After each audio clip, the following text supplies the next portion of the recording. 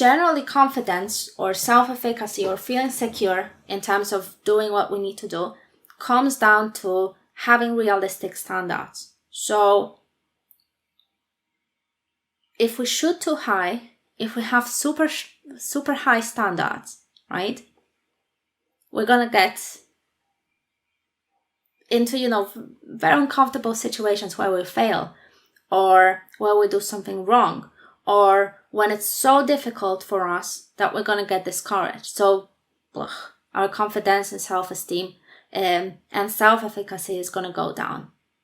On the other hand, if our standards are too low, there's not going to be enough challenge, so you won't see any progress in life. You won't see any results from your actions. So you might be, striving towards something, or, building new habits, or maybe creating something in your life.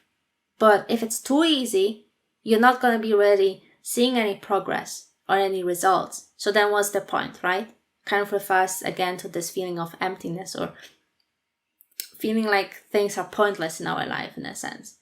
So I think developing this realistic standards for what we can achieve, but also being open enough to take risks. So we need to be able to step outside of our comfort zone continuously, a little bit, and a little bit.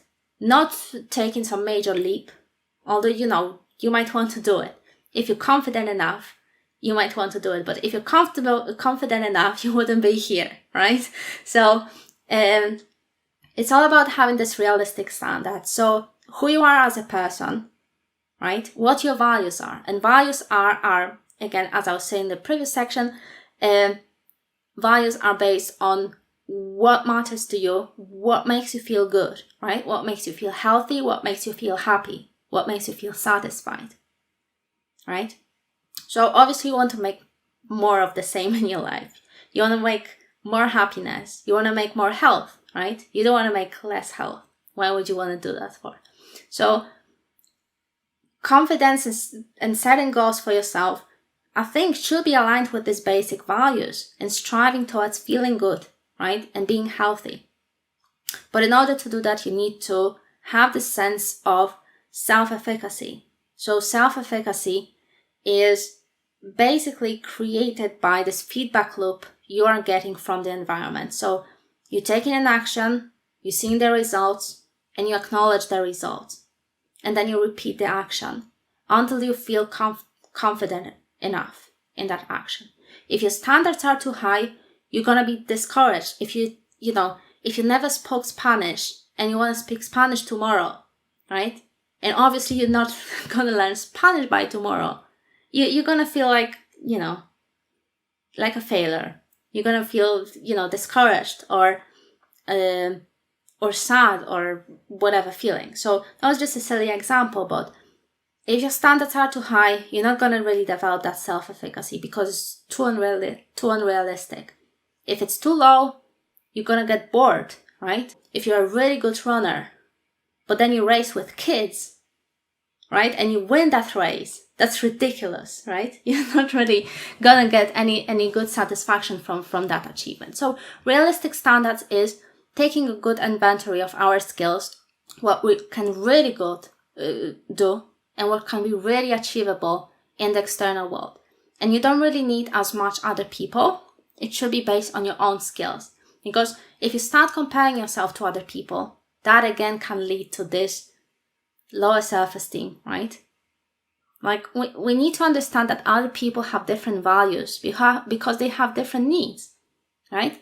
They might be having similar basic needs. Obviously, they're humans, so they also need food and rest. But they might be more sophisticated in a sense. Each of us actually is more, very sophisticated, very individualistic in a sense, right? What one person can eat, it doesn't mean it's gonna make the other person feel good, right? We have food allergies and stuff like that. So setting our values for yourself, independently of other people, will help us with building that, inner security. So It's more about making ourselves independent from the environment and choosing things that are right for us, not for other people. Even if it's, if other people disapprove, I'm not sure if that really matters, because they don't know you, right? They don't know what you need in that moment. So creating this independence from other people's values, right? And then self-efficacy, striving more, kind of balancing on the border between having kind of well-developed skill, but also going slowly and slowly outside of our comfort zone and increasing that challenge, right? So that we can learn more and more about ourselves.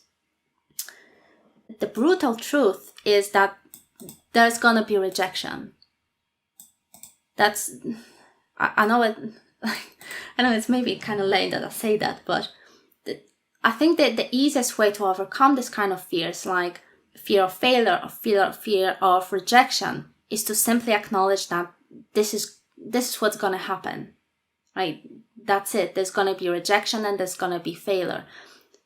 But the point is, as I was just talking about self-efficacy, is that as you are learning new skills, as you are growing as a person, you're stepping more and more outside of this comfort zone. So what happens is that as you build your self-efficacy, you are able to tolerate more and more, right? So for example, when you accept that there's going to be failure, that there's going to be rejection, and for example, start exposing yourself to situations where there might be rejection or failure. Let's say you start doing it once a month, right? You're kind of stepping outside of this comfort zone slowly. And then once you're confident enough, once you feel secure enough, right? Comfortable with that once per month event of exposure, you can increase it to twice a month, 3 times a month. And so you're slowly stepping outside of that comfort zone, right? Of that zone of that kind of keeps you in one place where you're not moving because you're scared of what is outside of it. And there are threats, right? There is rejection. Other people might be assholes to you. Other people might, ridicule you or anything really. You might fail, right? You might start setting up new business and you're gonna fail, right? So all sort of things happen outside this comfort zone. But as you focus on yourself, on developing your values, on taking care of yourself, most importantly, right? On building this independence and self-reliance really in terms of your value and what matters to you in life. As you're doing it, you become more independent from other people. So you gather all that strength to slowly step outside of your zone more and more in a way, right? I also think that it's super important to acknowledge your success. I think very often we might be going through life, developing different skills, being so successful, having different accomplishments, but we are not fully taking credit for that. So we might brush it off or push it outside of our awareness or simply ignore it. So what happens is that when we are not taking credit for our accomplishments, when we are not aware of how much we are achieving or where we're going or what sort of things changed in our lives, we're not going to feel this development of self-efficacy or or confidence simply because we don't know what the results of our actions are, right? And I don't mean the results in terms of, approval or validation of other people. That's very fragile, right? It's about, again, striving towards our own goals and our own values that we set for ourselves, which are based, again, on self-care and taking care of our needs. So the more we do that, the more confident we should be theoretically, in theory, right? But we need to be able to acknowledge what we are doing, right? What we've become successful with, what we become capable of, what we've achieved or accomplished in our lives. And it's not about bragging. It's not about feeling like we are super important in the world or that we accomplished, we did something amazing, and we're looking for that validation and approval in the eyes of others.